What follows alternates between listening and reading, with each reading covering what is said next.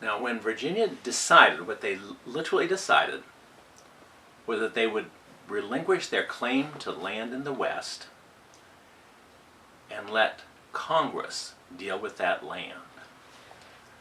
Now, I have to stop and talk about what Congress, under the Articles, could do and what it could not do. The Articles gave Congress the power to act on behalf of all of the states in areas of what we might call foreign relations. Anything to deal with relating to other countries would be handled by Congress. Instead of each state trying to have relationships with all of the other countries of the world, Congress would do it for all of them. Congress would act for the 13 states, if you will, as a nation, in foreign relations. That means that it would be Congress that would sign treaties, Congress would declare war, Congress would make peace. Well, that's what it was doing. That was its main concern at this time. Ever since Congress started, its main concern has been carrying on a war against England, getting allies to fight in that war, and dealing with all sorts of foreign countries to borrow money. That was the main thing that Congress dealt with. And that's what Congress is going to do with. That's probably its main responsibility. That it's going to be the agency that acts for the states, not as states, but as a country in dealing with other countries, dealing with the rest of the world.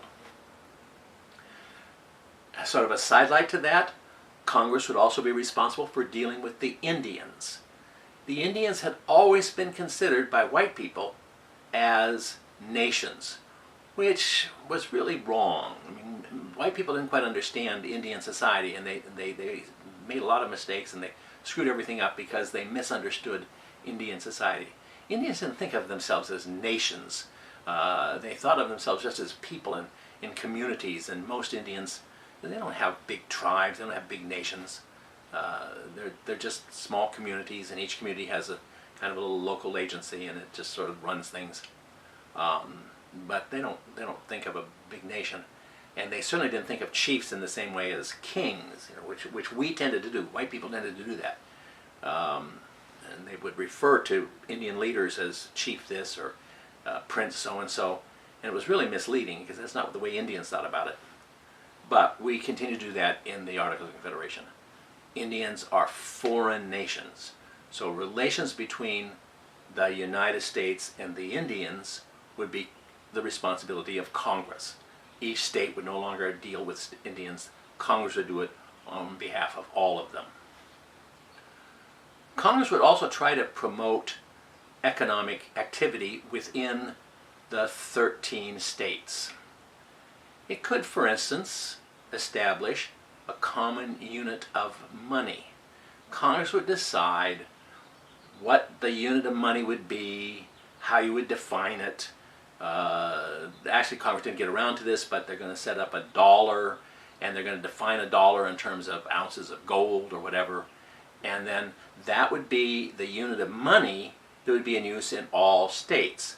And this is just to facilitate trade among the states. It's going to be easier if everybody's got the same monetary unit, everybody's on the same background for what a dollar is worth and so forth. And it just makes it easier to trade, and you don't have to keep converting currency. The currency is going to be the same for the whole country. Similarly, Congress could adopt standards of weights and measures. Again, just to make it easier, so that a bushel of wheat in Massachusetts would be the same as a bushel of wheat in New Jersey. The Congress would define in some sort of a scientific way what exactly the units of measure were: a bushel, a mile, all of these other things. And so all of the units of measure are going to be adopted by Congress, and the whole country will use them, or all of the United States will use them. So they could do that. They could establish a system of postal communication among the states. Congress would set up a post office for the whole country. They would set up post offices. They would establish a postal service to go from state to state. That would be the kind of thing that Congress could do. So those are the things that Congress could do, and it's got power. Certainly the power to declare war is a very important power. I mean, the power to declare war means that you can say that people are going to go out and die. That's a big deal. That's a very serious matter. So that's in the hands of Congress. It's up to Congress to negotiate with other countries and sign treaties with them and work things out. And if necessary, Congress will declare war. And if it does that, then they can have an army. Congress can establish an army, as they have done with the Continental Army. They could also establish a navy as part of the whole question of national defense. Congress, as the government for, quote, the nation, would be responsible for national defense. Okay, those are all important. But let's look at what Congress could not do. Congress could not, first of all, as we discussed last week, Congress could not tax. Taxation. I went through this for you before, but let me do it again. Taxation, as we know, requires representation. And I mean that's why we're there. That's why we've become independent, is because we insisted on having all of our taxes be passed by our representatives, and we insisted that Parliament did not have the right to tax us because they were not our representatives. Only our assemblies can tax us. Well, the idea is that to be representative, you have to be elected by the people. And see, that's why we're there. We've been through this. We had a war over this. Parliament insisted on what we call now today virtual representation. They insisted you don't have to be elected. You're just sort of there. You're chosen by somebody, and then you represent all the people. It doesn't matter that they vote for you or not. No, very few people vote. It doesn't matter. It's okay to have representation by virtual means. And Americans say, no, you can't do that. You've got to have the people elect their representatives. Otherwise, they're not real representatives. We insisted on what today political scientists call actual representation. Well, the members of Congress were not elected by the people. Now, they were chosen by their assemblies. Now we're calling them legislatures, I forgot. We're supposed to call them legislatures today. The legislatures chose the members of Congress. Well, that's close. The legislatures are elected by the people. The legislatures are representative bodies. They are the governments. They can tax. That's the real government, our states. And it's the legislatures that choose the members of Congress. So it's close, but close doesn't count. You've got to have actual representation. You've got to have representatives elected by the people, and they only can tax. And since the members of Congress were not elected by the people, they can't tax. So Congress cannot get money. And that brings me back to the point that I made last time, talking about Congress when it had been the Second Continental Congress, and it was just people getting together. Now it's official. Now it's all done by the articles. It's done by the Constitution. But they still can't tax. So my argument is it really a government then? Is it really a government if it can't tax, if it can't get money? Now, Congress, under the Articles, could borrow money, which of course the Second Continental Congress have been doing all along. Okay, they can borrow money. Yes, fine. But of course that means you got to find somebody dumb enough to lend to you. And if nobody lends to you, then you can't get the money. Fortunately, Congress had been able to get money because they'd found people who, I don't know if they were dumb, but they were patriotic, and they were willing to lend money without ever getting it back, which is not a very sound decision to make from a business standpoint, from an economic standpoint. You know, if you're going to lend money to people, you should have some feeling that they're likely to give it back. And so Congress depends on finding people who either are patriotic or just willing to support you for whatever reason. But Congress can't control that. Congress cannot raise money by itself. It depends on somebody being willing to lend to it. So that's why I say, you know, I've been calling this government, Congress is a government, the United States is a nation. Well, it isn't exactly. It's sort of close, but not quite. The real governments are the state legislatures.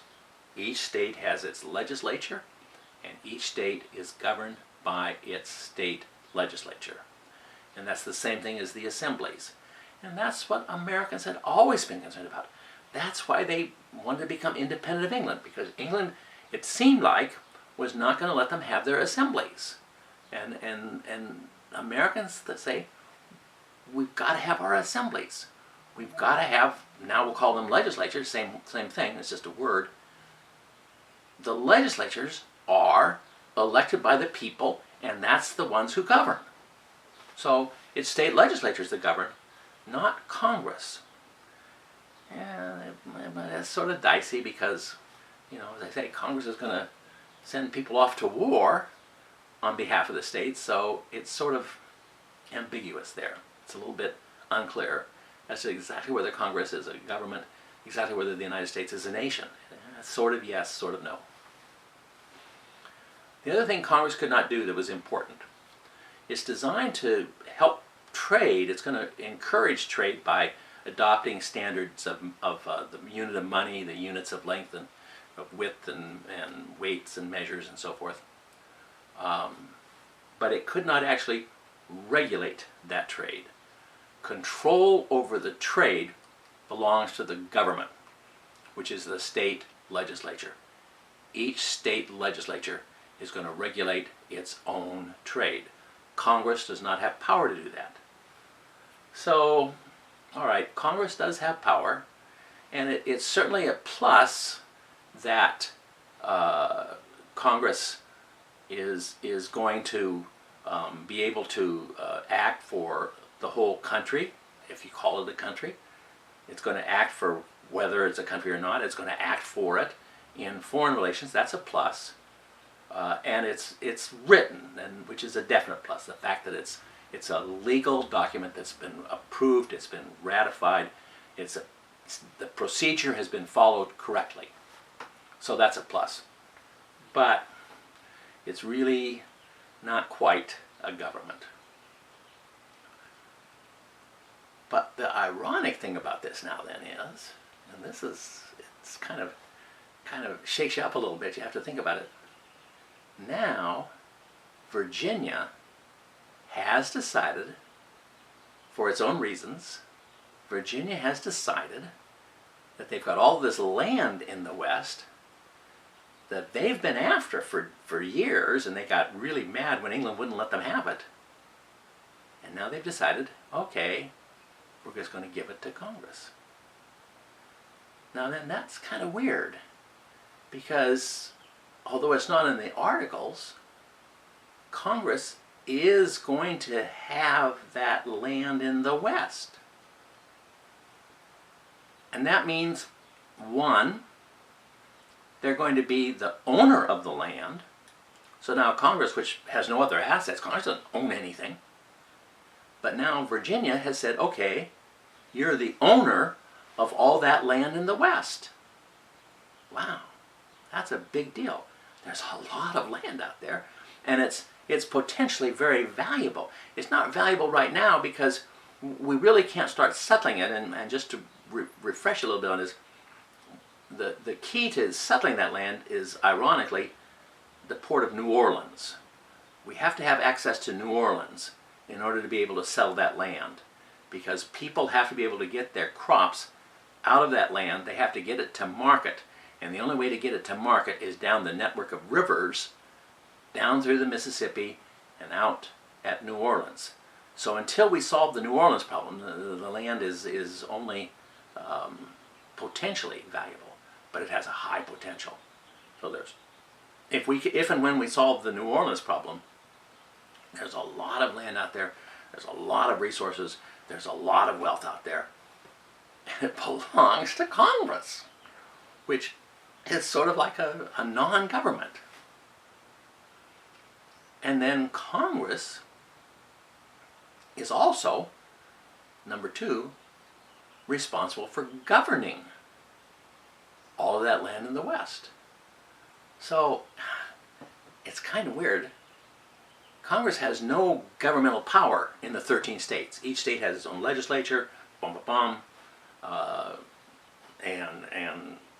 Congress is not the government for the 13 states, but it is the government for all this land in the West, which is greater than the land of the 13 states. So it's sort of weird. I think that's why I think it's so important that Virginia made that decision to give the land to Congress. And that was a decision that was largely at the instigation of Thomas Jefferson. Jefferson, as governor of Virginia, went to his legislature and he convinced them we should give up that land in the West. And he did it because he's committed to Republican government. But that's going to change things. That's going to change the whole concept of Congress. That Congress now is something that the people who wrote the articles never had it in mind, that Congress would suddenly have all of this land that it owns and all of this area where it's the government. It's the government of the West. Weird. It's really weird. It's an interesting situation that hadn't quite been expected, and that, frankly, as I told you, a lot of people didn't want. Certainly many people in Virginia had dreams of getting that land for themselves. They figured, we'll put this in the hands of the legislature of Virginia, and I know people in the legislature, or I've got friends in the legislature, I'm a member of the legislature, so I'm going to make a lot of money for myself. And that's all changed. Well, as it turned out, Virginia, of course, made that decision on the basis that if and when the land was from England, that then they would give it to Congress. When that decision was made, the war was still going on, and among other things, we're fighting with England for control of that land. And one of the things that happened was, and you'll read more about this in chapter 6, in the Battle of Yorktown on October 19th, 1781, England decided, let's stop fighting. The war had been going on for 6.5 years. It looked at the beginning, as I told you last week, England was going to win, but they still hadn't. They couldn't. So they decided to stop fighting. And eventually they signed a treaty in Paris in 1783. And by the Treaty of Paris of 1783, England did two things that mean sort of that the Americans won. We didn't really win the war, but we won the peace. England, first of all, recognized America as independent, which was what we'd been after. And second, they conceded that land in the West. The land that they'd given to Quebec, they now give it to the United States. And that means it's given to Congress.